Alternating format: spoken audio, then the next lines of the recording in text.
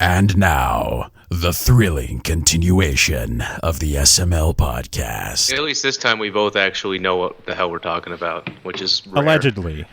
Oh, a conversational podcast is always best. Yeah, we always like to keep it loose and conversational. We don't like having pre-scripted questions, or sometimes I like to not even let the other hosts know what we're going to talk about that week. Let's be like, yeah, surprise! That's not so much for fun, though. That's more because he doesn't give a shit about us. I actively hate my co-hosts.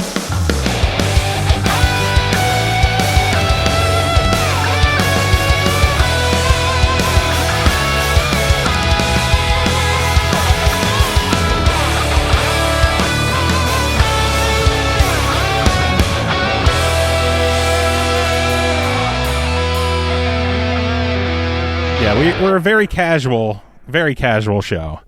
So feel free to say what you want. I listened to a few of them. You poor bastard. Oh, so you know what you're getting into. That always makes it easier for us. That's good. Yeah, most of the people who do listen to us, who have professed to be fans, like that we have you guys on. And yeah, we'll talk about the game a little bit, but we tend to veer off into, country that isn't as explored with most interview shows. It's more of a, we'll talk about the game and then we'll be like, so, what the hell else do you do? How many kangaroos have you shot? Hey, save that for the I don't have a gun. Oh, yeah, it's not America. Not everybody owns a gun. Yeah. Kangaroos were in America, they'd be extinct. It's just that easy. No, I think humans would be extinct. The kangaroos would be shooting us. Not as bad as the pretty great good boxers, war. apparently. Better than Ronda Rousey. Oh. You went there. All right, Pappy, are you still trying out the demo over there? No, dude, it's so loud I couldn't hear anything over it. I watched the video and I read up on it, so I'm more looking at the fact that my can of Monster here has an Instagram. What? Yeah. Why does Monster have an Instagram page? They have a Facebook, a Twitter, a YouTube, and an Instagram. Like, I can understand, why Instagram? Selfies with a Monster can? Pictures of people drinking Monster. That's all. We need an SML Instagram. Just pictures of people, about to hang themselves as they're listening to our show. Damn. Wow. That's almost as dark as my Thanksgiving movie feast. Happy Thanksgiving, everybody. Have we started yet? Yeah, it sounded like we already started. It's been recording, but I don't know where I'm gonna have it start. But this will be the outtakes. That was the intro. The 3-minute long intro. But what's up, everyone? This is Joe. And I'm Pappy, the sad Eagles fan. Yeah, the depressed Eagles fan. Dude, Happy Thanksgiving. Dude, twice in a week they got their asses kicked by teams they really should have beat.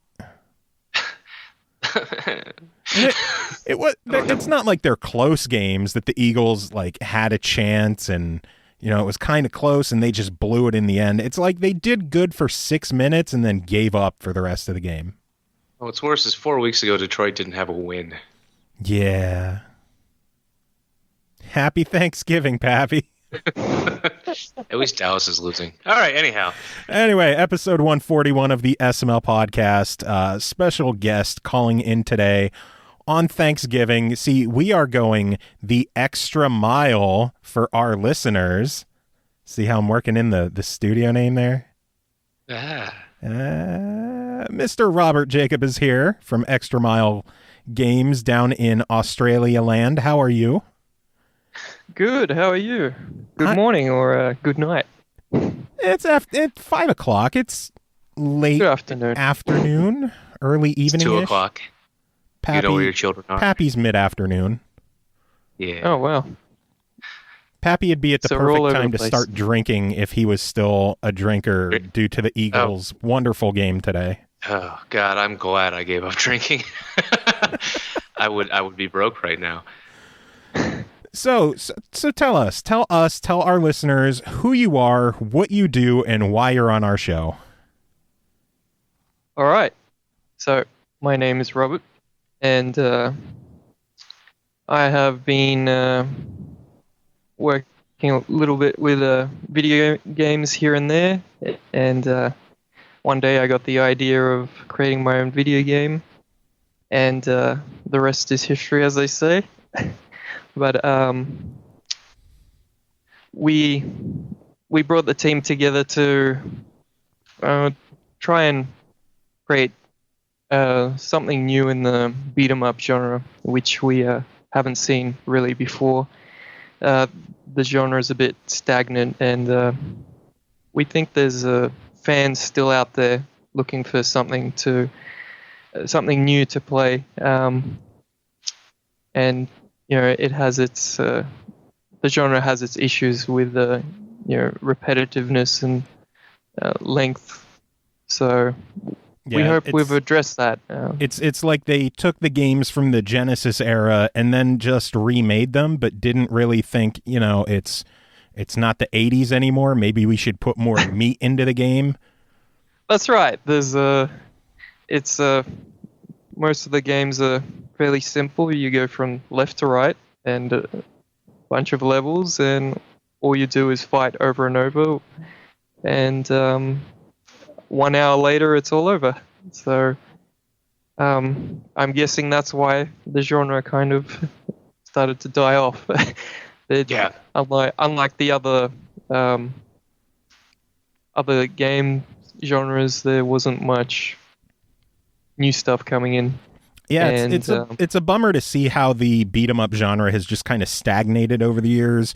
Could probably when you talk to people about it, the most popular ones are still like Double Dragon and River City Rumble, which River City Ransom. River City Rumble is a movie. It's a movie, yeah, made by our friends at the former Xtra studio. Subconscious slip of the tongue. But yeah, when I think about it, the only one I can even think of that actually brought anything fresh to the genre was Scott Pilgrim, and that's 4 years old now. I think a little older than that even. Yeah. So yeah, no, you're right. It's back in the day, man. That was one of the most fun, most common genres, back in Nintendo days and stuff. And now, yeah, there were coin crunches in the arcade, and back when games were, short and didn't have that much content, not like they are now, then that was really appealing. They were instant pick up and play games, but the gaming scene has changed very much since then. Yeah, although 25 years later, I still haven't gotten past level 2 of Kung Fu on the NES. That's because you don't know how to play video games. I don't know how to video game. Seriously, Kung Fu? Kung Fu is weird because the first stage, they throw the rules out the window and you have to walk to the left. So already people get confused. I don't even know how to walk to the left in the real world. Constantly just turning right until I get there. I'm not even going to debate that because I believe you when you say it. Yeah, but the beat 'em up genre, we've had some good games come out lately. Not many, to be honest, and of course, easily the biggest and best one to come out recently was Double Dragon Neon. But even that was just a remastered, kind of reimagined version of a game everyone already knew. Yeah, it had a lot of new content to it, but it was still a fairly straightforward, beat everyone up, move on to the next area, beat everyone up, move on to the next area. And it, of course, had one of the greatest soundtracks in the history of ever, thanks to Mr. Jake Kaufman. We're not just saying that because we know the guy. Yeah, it's very true how good that soundtrack really is.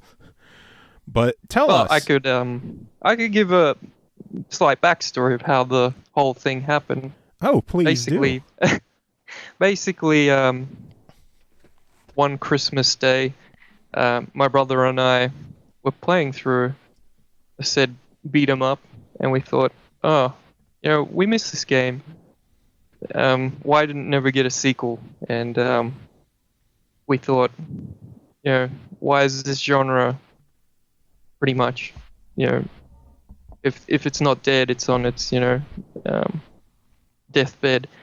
And after playing for, 45 minutes or so, they thought, it's starting to get a bit repetitive, and what could be done to make it more interesting? So we thought, well, things you can't do is move around wherever you want.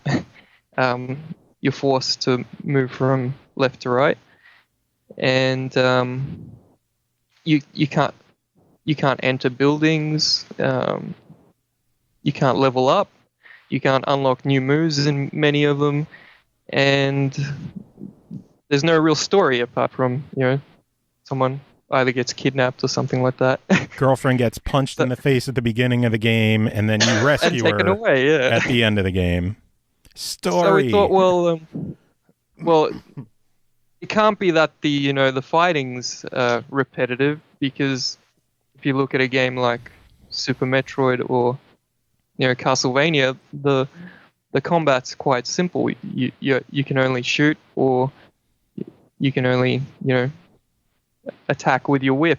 So we thought, well, the beat 'em up's got much more complex moveset than that. So the combat's not the problem. There's just too much of it, and there's not enough variation. So if we throw in some RPG elements and some other different gameplay tropes, then we can make the game much more interesting. So that's when the decision was, let's take elements from a Metroidvania, take some elements from first-person shooters where you can store weapons, and let's all mash that together and create something completely different. So And, that right there is kind of like a great idea, being able to store weapons. Because, oh, hey, look, I found a barrel, and it's a one-hit kill. Now I have to walk around with this barrel over my head for the rest of the level. Yeah, that's right. It's going to carry this thing. Hey, player 2, you beat everyone up because I'm too busy carrying this flaming barrel that when I throw is going to explode. Yeah, and we need that for the boss, so I'm useless. Yeah, that's right. As long as I carry it, it's not going to explode. It's only when it comes in contact with the ground. Yeah. So throwing. I have to save it for when we need it, and until then, I can't do anything other than jump. That's right. So you got to play Protector. So I guess you went with the mantra: if no one else could do it, might as well just do it ourselves. That's right. It's like, well, there's no this game doesn't exist, so is it a viable concept, and should I give it a chance and try and actually put it together, because the idea seems sound. So we spent about 6 months prototyping something, and I thought the idea seemed to work. So yeah, we got straight into it, and then there was a lot of issues along the way, and we just had to deal with them as they come. And game development is always much more difficult than you think it is. That's a common theme that we hear from people we talk to, is it's not as easy as most people would think. There's actually work that goes into making a game. Go figure. Bullshit. That's right. You just put a couple of sprites on there, hit enter and go, right? Just drag and drop. I thought it would be quite difficult, but I was not. I try and be a realist, but it was actually about 1,000 times more difficult than that. So damn. So someone who thinks it's easy should probably think it's more difficult by 10,000 times. So basically, if you think game development is easy, fuck you. Joe and I have a friend who's been developing an 8-bit style RPG for about 4 years now. So something crazy like that. Yeah, it's if you want to refine it to a professional state, there's if you're doing an iPhone game, then those ones, for those free ones, and some of the 99-cent ones, then sure, you can get away with half a year development. But if you're trying to do something console quality, then the amount of changes and constant reiterations is pretty difficult, and it definitely, I mean, I always respected game devs, but when you jump in and become one yourself, and you just see how actually difficult it is, then your respect for even games that people slam goes up a lot. Because a lot of work goes even into the crappiest console title. Yeah, we were actually talking about that on episode 140, which is out now for those listening. We commented how you got to look for the good in games because someone spent a lot of time in it. Yeah, a game came out recently for the Xbox One and the PS4 called Yasai Ninja, and the game pretty universally was just shat on by reviewers everywhere. And the team behind it actually put out an update. They did a lot of work on it, and they let us give the game a try. We never played the original version, but while we still saw some issues in it, we still tried to focus on the good of the game, still acknowledge the bad, but be honest and fair with it. And it felt great because the developer wrote to our show thanking us for being honest about the game instead of just, this game sucks, 2 out of 10. Yeah, it's IGN.com seem to do it. It's easy to dismiss something as for its faults, but it's it's something, I guess, impossible for people to know unless they actually try it. How much work is needed to get a functioning game, and nobody sets out intentionally to make something that will get critically panned or commercially panned. I don't know. I think Activision does. Possibly. I think Activision, they just sit down like, what game can we ruin today? Guitar Hero? I don't even think it's that. I don't even think it's that. I think it's it's really hard to achieve your vision when the boss is a coke fiend. I really think even stuff like Guitar Hero. I don't want to get sued. I think the people who make and program those games still care about it. I know it's when you get out of the independent studio, the team may care a little less, but from what I've heard and those few people I've talked to, that tends not to be, they would never claim that, oh yeah, I'm just paid by a big company to make this game, I don't give a shit. They tend to still care. I'm just here so I don't get fined. Yeah, but when you have a hierarchy, now you have, bosses who are like, hey, just do this. We have to meet it by this date. Yeah. With an independent developer, they have that option a lot of times. Like, hey, I need more time. I'm gonna stagger my release, or I'm gonna pull back and maybe, I was gonna make an announcement next month. Maybe I'm just gonna do 6 more months of working on it. So there's time's the biggest factor for sure. It's and I think I just realized. Have we actually mentioned the name of the game yet, Joe? I've been trying so hard to work our way to mentioning the name of the game, but we just keep getting distracted. By the actual game. I failed to promote my own game. Yeah. Awesome. So you made the decision that you were going to create your own title, which led you to the decision of a title. Right. And the title is Night City Assault. Yay! Yay! So put some trumpets in there. Joe did sit down and played the demo that you sent. Unfortunately, I decided to install it as we were recording. But I did watch the video. The demo, Monday or Tuesday? I'm like, Pappy, Tuesday. We're going to be doing an interview later this week. If you're going to be doing it with me, install this demo and sit down and play it. It's not that long. It's more like a proof of concept than a full-on demo. But it's really cool, really fun. You should be able to install it and play it pretty quick. And then I asked him when he jumped on Skype, so, did you play that demo yet? And he said, What demo? What demo? I'm like, that's dedication. Check the email, you dumb son of a bitch. And he's like, oh, that demo. Oh yeah! If I just scroll down past the name of the game, there's a link there. How about that? But I did watch the video, and it does look. I'll say, you guys are definitely spending time on the art. The artwork looks really nice. A lot more polished than you would, like you said, beat 'em ups are kind of a dying genre, and so it looks nice. And and there's definite evidence of a story there, which is nice. Other than, the princess is in another level. Yeah, well, we thought we'd set it in the 80s. It's a cool era. Reminds me of my childhood. And Yay, we 80s thought, kids. let's make an 80s movie action style, and let's put in some twists and turns in the story and try and make it interesting and cheesy at the same time. I was going to say, I really appreciated the hokey 80s feel to the dialogue in the game. What have you done with my partner? No greasers. pig, We're we're actually gonna representing kill the ya. era with hunks.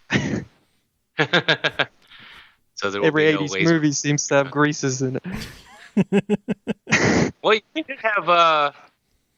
Correct me if I'm wrong, but I'm pretty sure I saw some punks with mohawks, though. Yeah. We're trying to represent the actual period.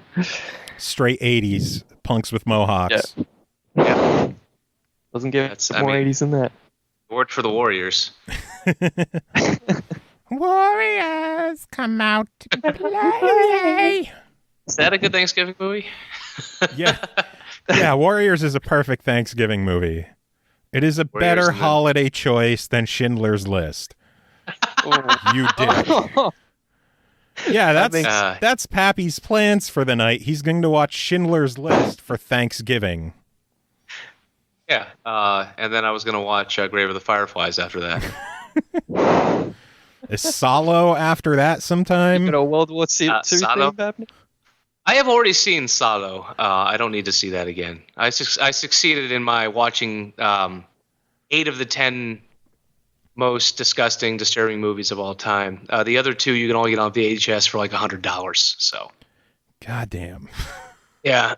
Although a Serbian film, I keep forgetting. I actually have somebody who wants me to send it to them so they can watch it. So I will happily get rid of that. A movie is disturbing when Netflix refuses to carry it. Wow. That's pretty disturbing. Yeah, you cannot get a Serbian film through any rental or digital media. Don't they have the uncut version of Nymphomaniac on Netflix? At no point in Nymphomaniac does a man take his erection and shove it into a man's eye socket. No, but they do have full-on penetration in Nymphomaniac. But it's in a sexual way, not in a violent, disturbing way. True, I guess. At no point, again, I mean, That's okay, I don't then. feel bad spoiling a Serbian film because no one should ever watch it. So, Night City Assault. It's yes. As we It veer, also does Violence- not have eyeball Violence penetration. bad. Sexual. Night City Assault does not have erections as weapons, does it? Not yet, but there's a Kickstarter stretch goal where you can create your own weapons. So I was actually my I was God. looking at the stretch goals because you were nice enough to let me preview the Kickstarter page before it goes live, and I saw create your own weapon, and like in my mind I'm like, I wonder if anyone would pull a Saints Row and have you do like a giant dildo weapon, and then I'm thinking, would it be purple? I was gonna say, would it be funnier if, to keep it more like T-rated than M-rated, if it was pixelated, just a pixelated dildo weapon? That would be pretty funny. Yeah, so everyone knows what it is, but hey, I'm not showing it. What is wrong with us? Was that acceptable in the 80s? I don't know. I don't know. I don't remember seeing anything like that in the 80s movie. Yeah. I mean, but Oh, nowadays, movies based in the 80s have stuff like that. But yeah, you're right. 80s themselves, I mean, shit, dude. It was even hard to find a breast in the 80s. No, that was back when you could see boobs in PG movies because PG-13 didn't exist yet. Yeah, but you and I missed that edge, though, I feel. Nah. I mean, look at Beetlejuice. That they said fucking Beetlejuice. And that's Yeah, it was only PG-13. PG. No, it was PG-13. Nope, PG. Is it PG-13 now, and they went and backgraded it? I don't think so. Oh. I think the only thing they've done is a lot of times they'll just re-edit it to remove that line, which is the greatest line in the movie, by the way, where he kicks over the tree and says, "Nice fucking model," and squeezes his nuts. Well, because I remember I got to rent Doc Hollywood because it was only PG-13, and there were a lot of boobs in that one. Yeah. Yeah. What the hell is wrong with our show?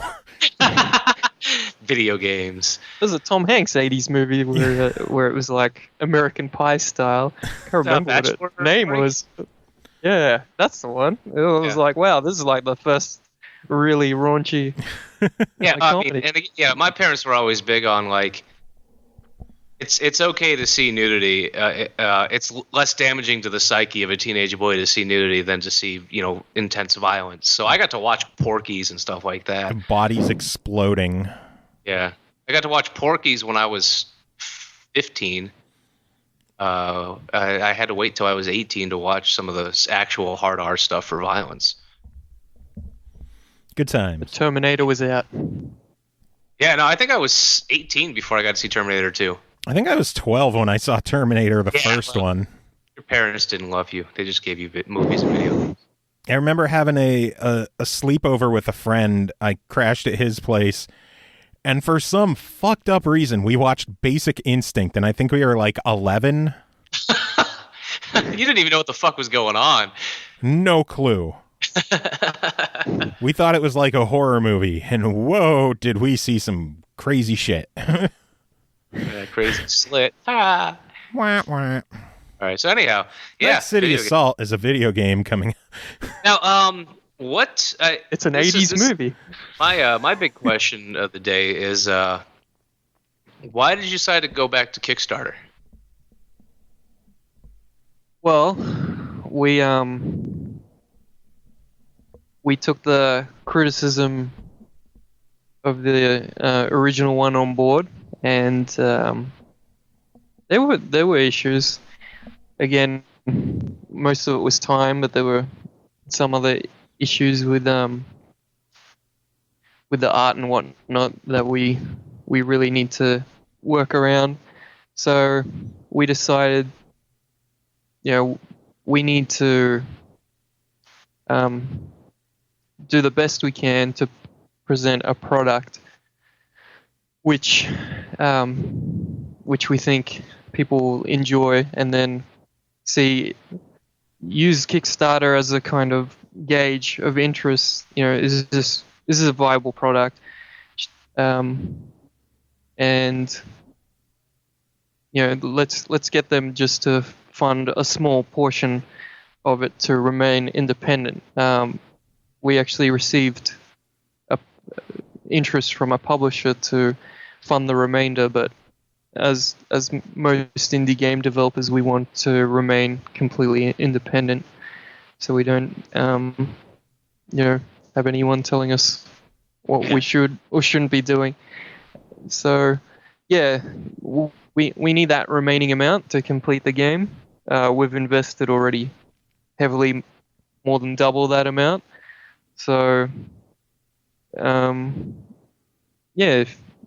if people can help us out, complete the game, then we won't have to look for alternative sources, and we can remain fully independent. Which you won't need to sell great. your body on the corner, basically. No, not yet. Yeah, no, I like B. that, and I like that. These websites like Kickstarter and GoFundMe and stuff been around long enough that we've taken away what originally there was a little bit of a, if you had a Kickstarter that failed or you shut down yourself for any reason, they kind of had that, they screwed up, but they can't be trusted kind of mentality, and now that's pretty much gone. I feel, now, because enough things have gone through alternate funding more than once, like that Pixel Noir, Yeah, we had friends who tried. Exactly who we use as our reference for whether to try again or not. Oh, really? Yeah. You're familiar with Pixel Noir?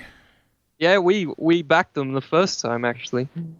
That is awesome to hear. Yeah, Pixel Noir, Kunal and Len are very close friends of ours. And Oh, wow. Their project manager, Tim, was actually one of the first co-hosts on this show. Oh, that's amazing. So wow, small world. yeah. So Who the fuck is Tim? some guy, he left. Now, Tim got involved with Pixel Noir because Kunal came up to our area to record a show with us. And Tim mentioned that he's looking to do some kind of like project management role or get involved with gaming in some way. And Tim ended up getting together with Kunal and became project manager. He's been hands-on with everything, and he was there when the first Kickstarter went and came up drastically short, and they just worked their ass off for another year, got it going again, and they successfully funded Pixel Noir. So it's good to see that people, after having a bad turn on Kickstarter, aren't just giving up. And I think it's awesome that you guys are using Pixel Noir as inspiration to give it another shot. Oh yeah, for sure. I think they showed that if often it's either bad timing or you're just not ready really, and you need to get it up to a level where people will appreciate it more. And I think the fact that Pixel Noir had a demo available was a huge huge thing, which really appeals to people. And if you set your initial goal too high, then and your product's not ready, then people just don't show that interest. Another massive problem we had was originally the game. Since the game, we were working on so many features of the game, trying to get everything in there. The actual game itself didn't. We didn't have a vertical slice that actually looked good because we were working on every feature. So we didn't have many assets to show off, and that really, really hurt the marketing, and we did not have a community at all. Since then, that's been working, our asses off on social media to build a community and have, people prepared to jump on the Kickstarter as soon as it launches. You really need that initial push, and I think a demo also is something that's really appealing. So yeah, tell us a bit about the demo that you do have for people to play. I played it myself. It was on the short side, but again, it's just basically a check out what our game is like. I thought it was great. I thought the voice acting was perfectly hokey and goofy for 80s. I thought the animation was stupidly fluid for a beat 'em up. The music was fun. The writing is just so goofy and weird, and I thought it was a blast to play, and I was just sad that it ended.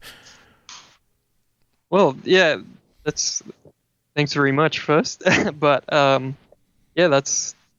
we've given out the demo to a few of the press, and that's been the reaction, that it was too short. I played it again, so we think that's great feedback, if you want to play more. So I think this time around we got things much more right than we did before, and really glad you like it. And we did decide to do just a small piece to just give people a taste, and we noticed, the bigger we made it, the more issues became apparent, and you want to keep a small section that's pretty close to the final product. I mean, there's still a whole lot of issues we'd love to fix, but given just the tip, right? Just a little bit of a tip slide in there. Yeah. I mean, you don't want people to be bored because you haven't got all your scenarios in. And what we could have done is just thrown wave of people at you to beat up, but we're trying to show that it's not that kind of game. It's not just wave after wave of enemies. There's actually shit to do. That's right.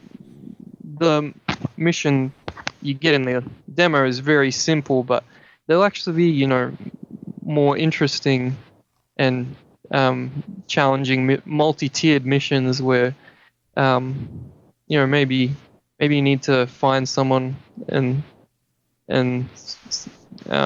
one example, there'll be a level where there's elevators in a corporate building, 80s style, and there'll be an elevator that is broken and you can't move up to the level you need to go, and you'll save a guy fixing the elevator, and he's missing his tools, and he can fix the elevator for you if you can find the tools for him, but the tools are stolen by the gang in the area, so you have to find the gang and beat them up, bring the tools back, then you can actually proceed.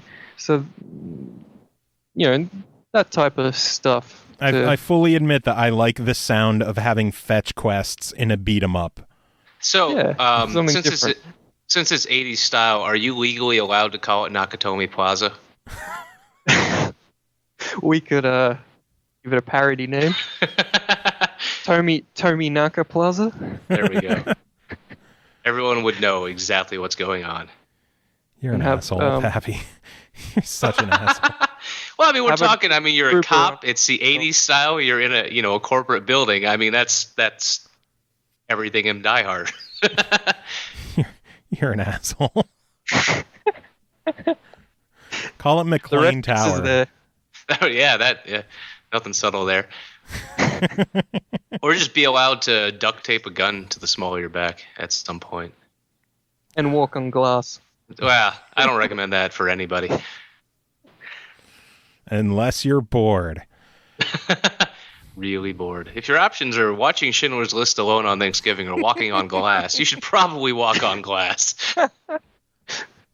They should use that as the quote on the DVD box. Yeah.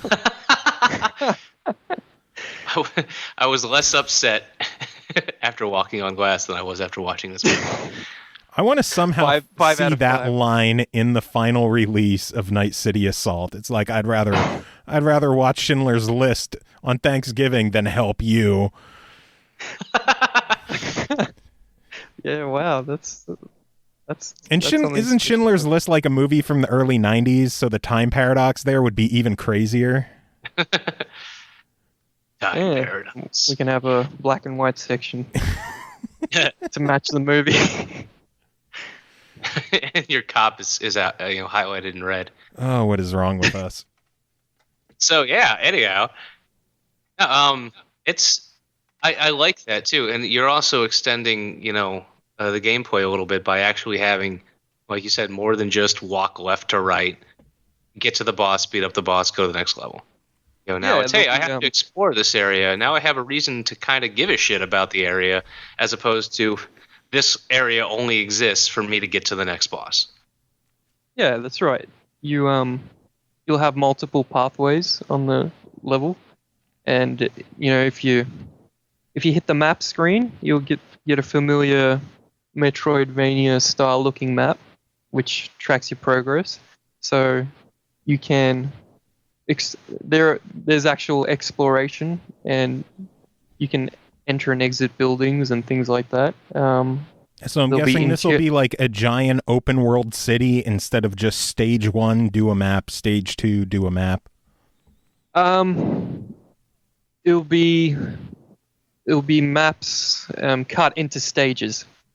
So each map will have a theme, and then you'll be able to complete that level and select the next one and go back. A similar game that did it, I don't know if you've ever played, was Castlevania Order of Ecclesia.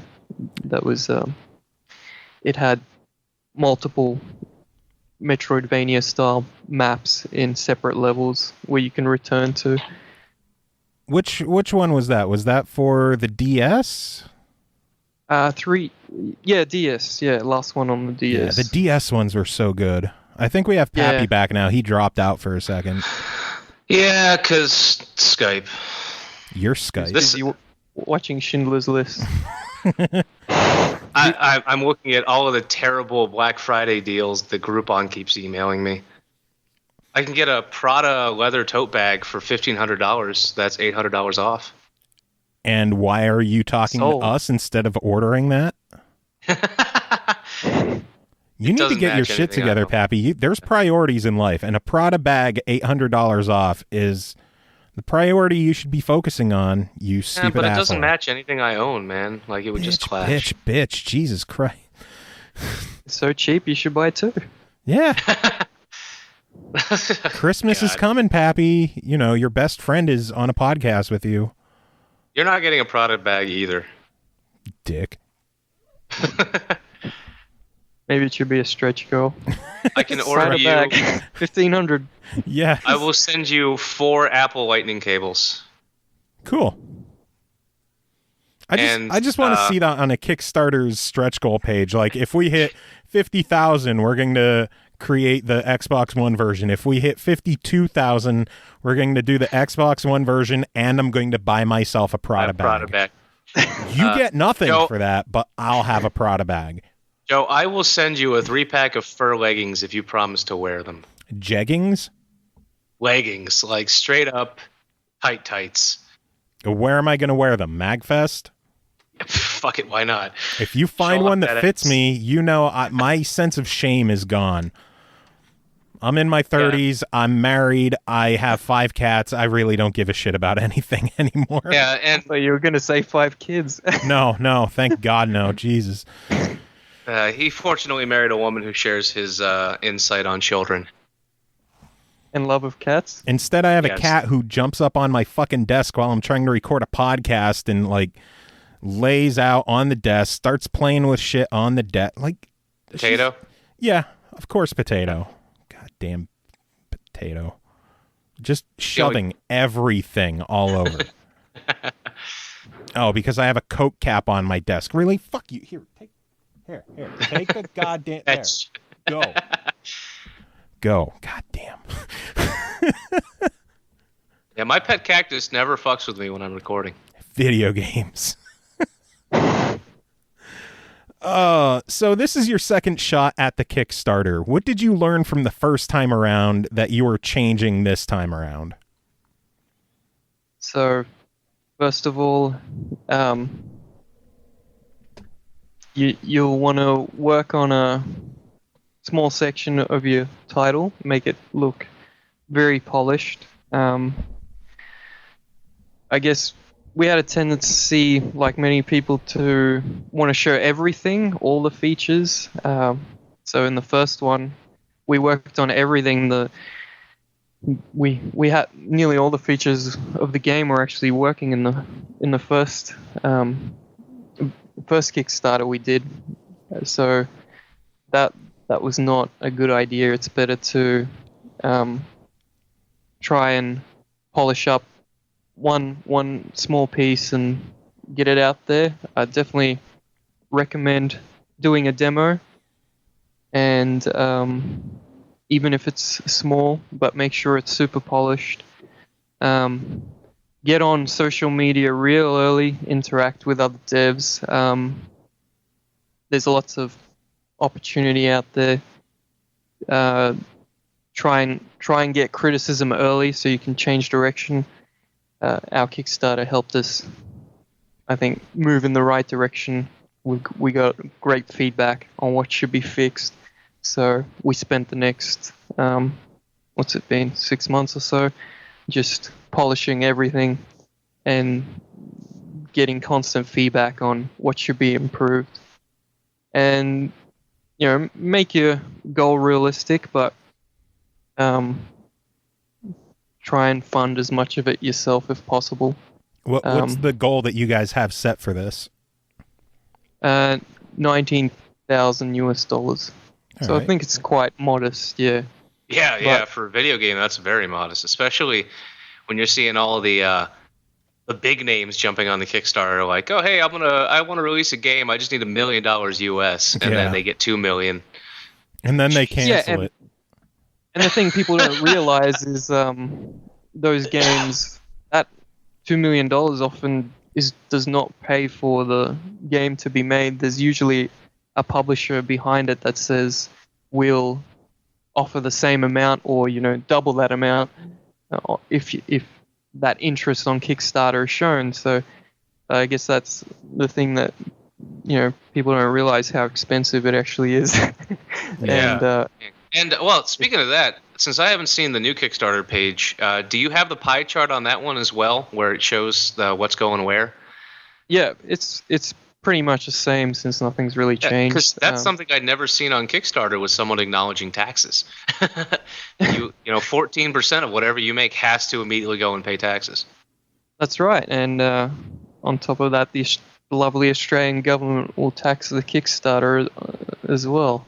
So Kickstarter takes a cut, Amazon takes a cut, and the Australian government takes a cut too. So after somebody makes a $15 donation, you get 43 cents towards your game. Yep, that's crazy though. I keep forgetting how over here I tend to be more liberal leaning, so I hear a lot of complaints about how bad we are with gun control and medical and all of that stuff. But I'd say the one thing we're good at is not being ridiculous like the Australian government when it comes to taxing all forms of entertainment out the nose. Like what's because if you can't get a game, you got to import it, and that's like what? It's like $80 like right off the bat, right? Well, buying games overseas is actually cheaper than locally, which is insane. You're doing something when our dollar is high. Yeah. When our dollar was high at one point, around $1.10 to a US dollar, then man, everybody was importing PS3 and region-free Xbox 360 games. They were almost half the price of what we have to pay. Jesus, insane taxes. What blows my mind is they haven't figured that out yet. Like, hey, we're actually losing money by taxing this much. If we drop the tax to where it's competitive, we'll make more money in the long run because people actually buy it at our stores. Yeah, that's right, and help the local economy instead of buying overseas. Helping the eBay economy. Yeah, and I agree with the U.S. stance on crowdfunding that it shouldn't be taxed, especially. I don't think it's a form of income. It's just to complete a project that the money's going to be spent. So why are you taxing? And we want you to succeed because we'll tax the finished product. Yeah. Yeah. I mean, you can tax the sales, but why are you taxing the development? Yeah, that's actually kind of crazy that the Australian government is saying we actually want money that's donated to you. Like, they're taxing donations is what they're doing with the Kickstarter. Yeah, they claim it's not donations, that it's you're providing a product eventually, so therefore it's a sale. Eventually, unless you're John Krasinski or whatever. What? John K., the guy who did Ren and Stimpy, I backed his Kickstarter campaign 3 years ago. Oh, shit. Yeah, it's vaporware. Oh, nice. It was going to be a 90-minute movie. Damn. And he admitted he already spent all of it. Wow, what a dick. Still working on the movie. Yeah, well, apparently I learned doing some online research that I should have known. Like, people are like, yeah, you honestly should have known, because that's why he Ren and Stimpy ended, because he never met deadlines and he was always fighting with the studio. And he's notorious for just being, I won't say lazy, but just failing at providing anything he promises people for whatever reason. And he's constantly getting distracted and working too slow. Being part of it is being a perfectionist, and part of it is just not giving a shit about what. What'd you say about distraction? I'm watching the Panthers. They're about to get another. Yeah. So it's 20-3. They have 16 seconds. Yeah. And so wait, what? Distraction, huh? Because years ago I said, I'm only going to fund stuff on Kickstarter that I have faith in. So the big stuff like like I have no problem backing a studio that's like, hey, we're done. We just need money for distribution, for polishing, this and that. No problem with that. Or stuff that, hey, we've already provided proof of concept. But I stopped backing stuff that seemed like, hey, we need your money to finish development and then do the thing. because I don't like my money to disappear. So with the John K thing, I'm like, hey, here's a guy. He's already proven. He's done Ren and Stimpy. I love his animation. He's done. He did a Weird Al music video, and it looks fun. So I backed it without a second thought, and now here I am 3 years later, like, wonder what that would have been like if he'd actually gotten off his ass and done it. So with Kickstarter's terms and conditions, isn't there a clause that they have to, bring something out, or they get? That's more recent, though. This was before they updated the terms. That was before that, yeah. That was during the kind of Wild West. Backers know that. Yeah, that was like the Wild West. Now. Like, what was the watch that was the most funded Kickstarter in history at the time with like 14 million, and it took like 3.5 years before they got the damn prototype out to people? Was that the Pebble watch?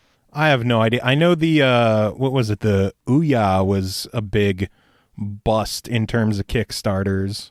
Well, they delivered. They delivered exactly what they delivered promised. The product eventually. I think it was later. Something. Yeah, I just think the devs, the developers, didn't really get on board with it. Like, no one saw it beyond, hey, this is a good little machine to play all of your old NES games on. There were complaints about the controller apparently, and there, apart from the actual people on Kickstarter, there weren't any follow-ups. Sales of the actual unit, not many, not enough to. Like, I've seen them in Target and I've seen them in Best Buy, and every time I would look at one at like $130 or something, I'd be like, you know what? Maybe one day. No, I mean, sorry for what it does. If you already own a computer, you can play anything that the Ouya can play.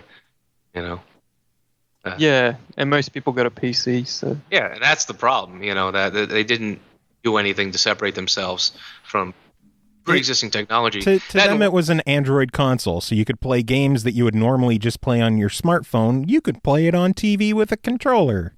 But I'd rather play my Xbox games on my TV. Yeah, exactly. Yeah. So it kind of had that, in between. It wasn't clearly defined what it was, and I guess many Android games don't have controller support, so they had to be patched in, and devs didn't want to do that. So there's many issues. So speaking of platforms, what platforms are you aiming for with your game? I'm guessing automatically off the bat is going to be Steam. Yep. PC, Mac, and Linux is default, supported by the game engine we're using, Unity. Unity's great. Lets you port to other consoles quite easily, so our costs are fairly low. Microsoft was kind enough to send us some development kits after they saw the game. They thought it was something they want on their platform, so we've got Xbox One development kits, but we just need to cover porting costs there, which is pretty low. We're also registered PlayStation and Nintendo developers, so we can, if we've got the funding, we can release the game on pretty much every platform out there as requested, if we can afford it. I'm guessing all that comes down to stretch goals being met. Yeah, that's right. Each platform is a stretch goal, and we don't want to delay the release of the game. So if a stretch goal is met and you choose, you want to change your PC version to Xbox One, for example, that's fine. You just might have to wait a couple more months because we don't want to delay the game for PC users. But the porting process shouldn't take too long. Because the Unity engine is very, very good for that and has some great tools. You are definitely not the first developer to talk about how great the Unity engine has been for them. It's actually been pretty interesting. It's got its teething issues, and we've had a lot of them. But every game engine has its problems, and writing one from scratch is usually not feasible. It's not at the indie level. Yeah. And the reason we chose it was, we think Night City Assault is pretty much a console title. Of course, PC will be supported, but we want to get it out on consoles. So Unity seemed the perfect choice, since it's got, each development kit supports Unity, so there's no huge porting issues. And if you want to go for console titles, it's probably the way to go. It's a free engine to start with, and I don't think there's much other choice apart from Unreal, which Unreal Engine is pretty good as well, but mostly for 3D, and we're working in 2D, so nice. Yeah. So the main goal for the game, you're saying, is 19,000. What kind of stretch goal amounts are you looking at for the different console versions? I know you were able to convince us to bring you on because you said Xbox One is a fairly early stretch goal. What kind of numbers are in mind for Xbox, for PlayStation, Nintendo? 3 billion. So Xbox One is actually the second stretch goal at 25,000. So it's not that much very more. Reasonable. That's incredible. Yeah. That's thanks to Microsoft for sending us development kits. Really appreciate it. Just to give people an indication, the one development kit costs around $5,000. Jesus. And since that's something we didn't mention, our team actually is around the world, and we collaborate over the internet. So our programmer is in the States, so we need 2 development kits, as I need to be able to play the game, and and so does he. Oh wow. Otherwise, if you've got a team that actually meets together in an office or something like that, or at a house, you can get away with just the one kit, but we have to double up, unfortunately. But Microsoft sent us 3. Wow. I don't know why 3, but that's very nice of them. Well, that means you could send one to us for us to play the game through development as well. Yeah, we could. Let's do it. I wouldn't waste a dev kit on us. We would just end up putting porn on it or something. You'd create something new for Xbox Live. So Xbox is sitting at 25. Pornography. Oh God. Why do I keep having you on? Useful. Why do I keep bringing you on, Pappy? Well, we've been trying to figure out how to reinvigorate Kinect technology. Thrust faster. Press the A button. That's the DLC for Night City Assault, is the Kinect sex game. Oh God. It's a cold coffee add-on. Oh, that's great. The iced tea. Yeah. Now, do you have stretch goals for pretty much every port, or there's some consoles or even handhelds that you're kind of like, I'm not going to do that unless I have to? The only one we couldn't feasibly do is the 3DS, because it doesn't have proper Unity support and the really low resolution of the screen.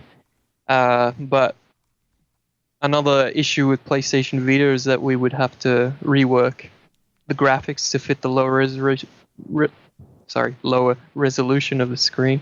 It's not an impossible task, but it would be quite a bit more work. Yeah, it's low on the priority list. Yeah, I mean, I'm a big PS Vita fan myself. I've got 2 of them actually. I don't know why. I think you're a bigger fan of the Vita than Sony is. Yeah, and I've purchased way too many titles for it, but I would love to see it on there. I just know that the market's not as big, and I've heard people say, "Will this come on Vita?" And if there's enough demand and and the Kickstarter goes well, then we'll see. It's not an unlocked stretch goal, but it's definitely an eventuality. If things go well, it could happen, but again, it's just low priority. What about the Wii U? The Wii U is a possibility as well, but Xbox One and PlayStation 4 are first. I mean, if we suddenly start getting super overfunded, then I'll throw Wii U up there. But well, the main thing to us is that Xbox One is fairly high on the priority list. Well, it also makes sense too, because that's holy shit. You're loud. What the fuck? The Xbox One and the PS4 are also going to open you up to the most potential buyers. Seriously, Pappy, what the hell happened to your volume? I don't know, man. Like, I basically let you call me back so I could say goodbye, because I don't know what's going on, but my Skype has just gone full retard. Well, it matches the user, I guess. Yeah. Seriously, but, you just got super loud for no reason. Yeah, no, I haven't touched any settings. Well, you're better now, but it was like super oh. Listen to me. I have things to say. Well, then say them. No, that's what it was. That's why my mic just pumped up. I'd be happy to put the game on any platform and just to cover our costs. Profit doesn't matter, but the N-Gage. Yeah, why not? Tiger R-Zone. I had an N-Gage. I admit it. I want one so bad. Have you asked John if he still has his N-Gage, Joe? No. Knowing him, he might still have it. Maybe. I had a game.com as well. I have one of those on a shelf. We gave one away in a contest on our show. Wow. So I imported it from the States. It didn't exist here. Of all the things to import, you wasted your money on a goddamn game com. I got conned by still images. and then I noticed the games actually ran like still images. Don't forget Virtual Boy. You could put that as like $100,000 stretch goal. Oh my god. Wow. I would love someone to just make a new Virtual Boy game for no reason. Just, hey, our stretch goal for the game is fucking Virtual Boy. I remember cartridge and all. Indie game, I think, a few years ago, actually. Yeah, and if you back it to the Virtual Boy level, we'll also send you a bottle of aspirin. Oh, so Pappy, do you want to ask your favorite question before Skype drops you for like the 9th time? Yeah, so, I mean, you obviously been spending a lot of time working on, cleaning and polishing the game. So when you're not working on your own game, what video games are you playing to kind of chill out and relax? Right. Okay. Recently, I have to say I haven't played pretty much anything in the last few weeks, but the last game I played was what's it called? Danganronpa Ultra Despair Girls on PS Vita. Danganronpa. Which is actually quite interesting. I love the anime, but I haven't played any of the games. That's a series I never really got into.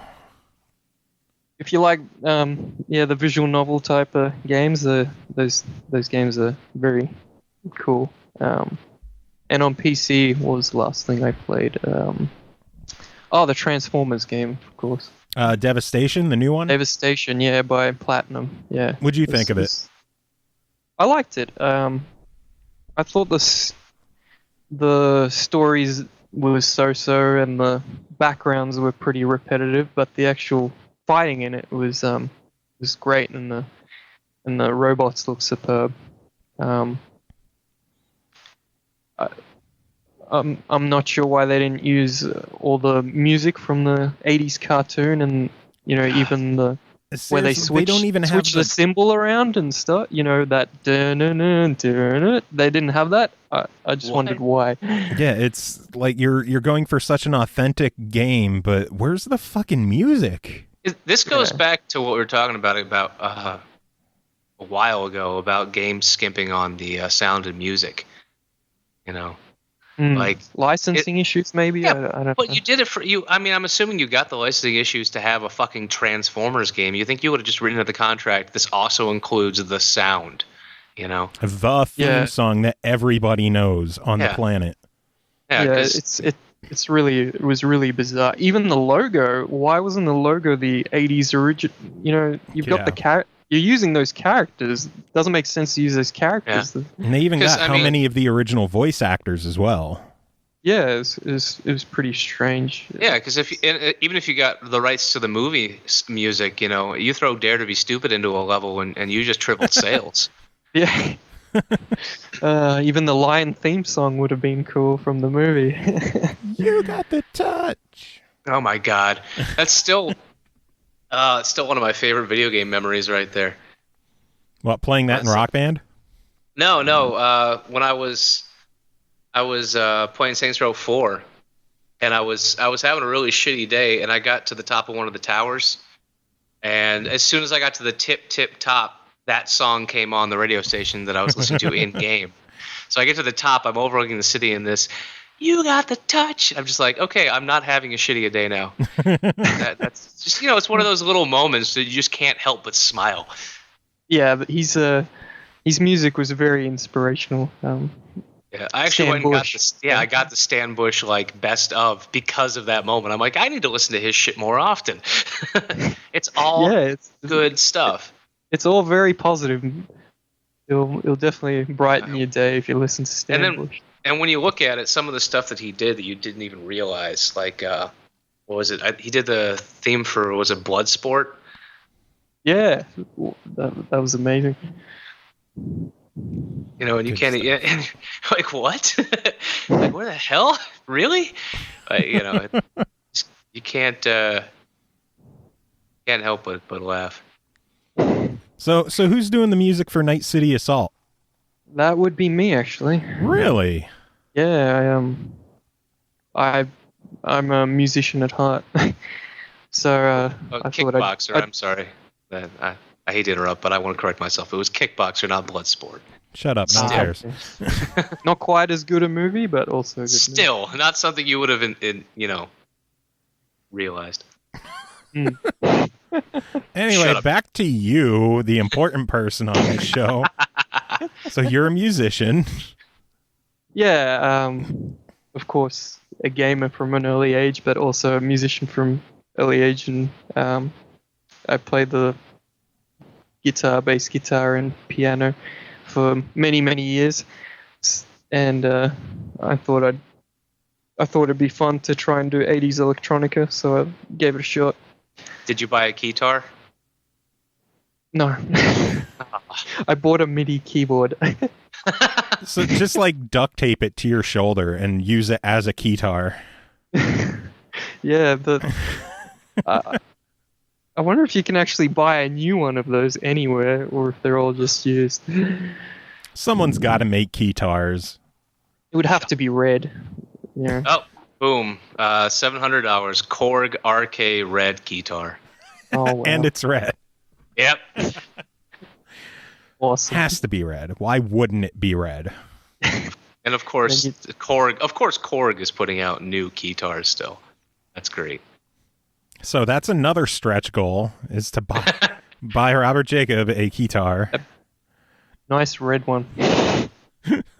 And then I just need to have super long hair and glamour rock style clothes, and I'll be set. I'm always glad to hear that other people kept up with music. You said you played piano.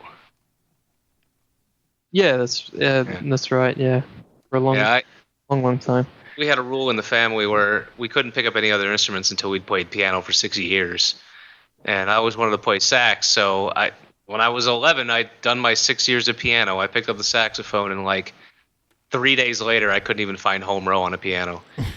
You did your time on piano. I did. I literally was like, "Fuck it, this thing is stupid. I'm done."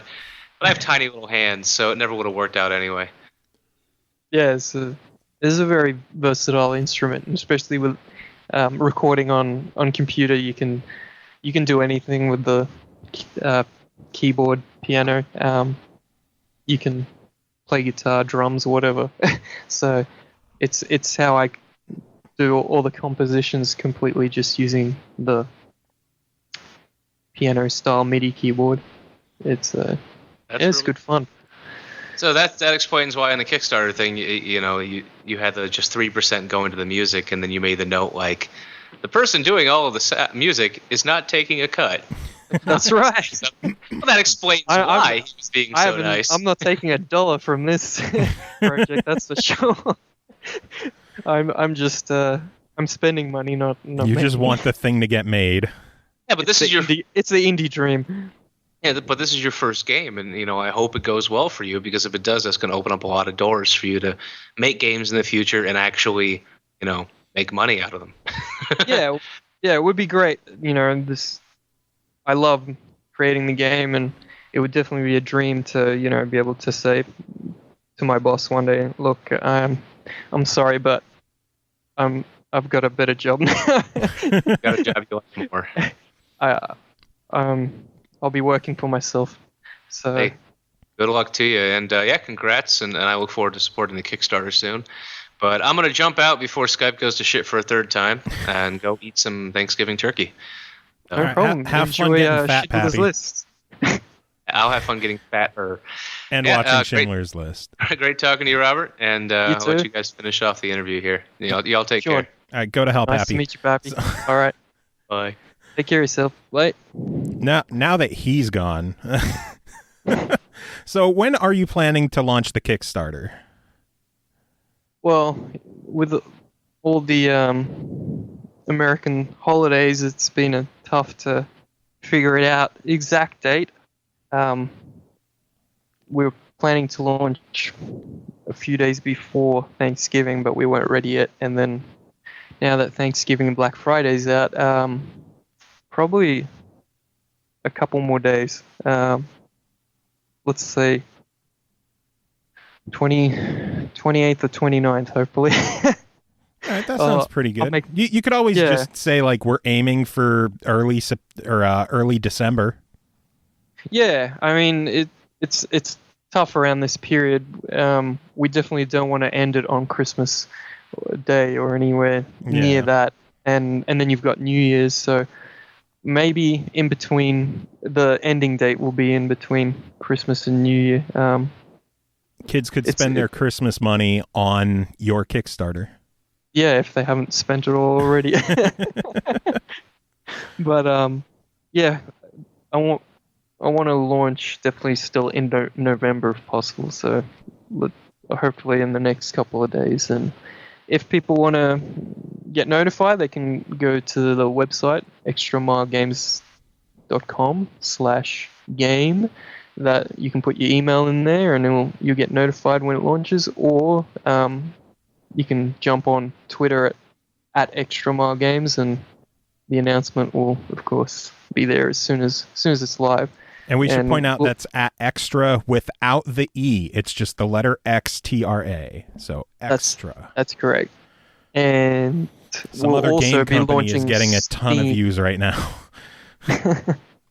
We'll also be launching Steam simultaneously, so if you want to vote there, go for it. And yeah, as promised, there will be a small demo on launch. So if you want to have a play through that, please check out the Kickstarter page. All right, and if anyone has trouble finding them, just keep your eyes peeled on our Twitter page, and we'll be retweeting anytime that the Kickstarter goes live. We'll make sure to send a tweet out so everyone can keep their eyes peeled for the Kickstarter to go live. And we've got a testimonial from Joe himself, so how's that for approval? I wholeheartedly approve the game. I'm going to keep my eyes on it, and if my wife and I have the extra few bucks, I definitely want to try contributing and helping this game get made, because I had a blast with what little I got to play. My only desire is that the demo were a little bit longer. I think I played through it 3 times already. Excellent. I'll take that criticism. So I guess the Thanks, only I really appreciate it. The only final thing to accomplish is we usually end our show with music, And since you're a musician, maybe we could use some of your songs for the game to play at the end of the show. That would be perfect. I'll get something through to you. Awesome. We usually play anywhere from like 3 to whatever you want to send us. It's basically, they don't all have to be from the game. Just send us music you've done. Just get your name and your music out there, and that's about it, I guess. Is there anything else you want to talk about? No, I just wanted to say thanks for the opportunity of being on this podcast. So appreciate it, and it's thanks to everybody on social media who's been very kind to us, and both the critics and the fans. And yeah, we're really excited about this Kickstarter. So please check it out and tell your friends. Sounds good. All of us here at SML are pulling for you, and good luck on everything. Thanks, man. It's been a pleasure to have you on. Do you have any final words to say to end our show? Hey, put another shrimp on the barbie there, mate. You are so racist.